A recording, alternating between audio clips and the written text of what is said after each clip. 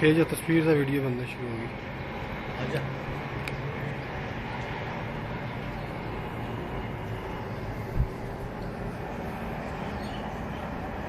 तू पहुंचा वीडियो में किसी तरीके से।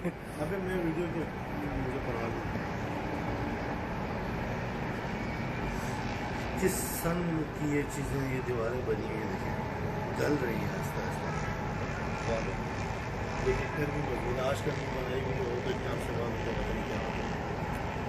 और ये जो ईंटें हैं ना ये ईंटें अभी है भी नहीं है जी बिल्कुल बारीक बारीक है। इसके ऊपर कितनी मेहनत होती है इतनी सी जगह पड़ती है जिसके ऊपर 16 ईंटें लगती हैं।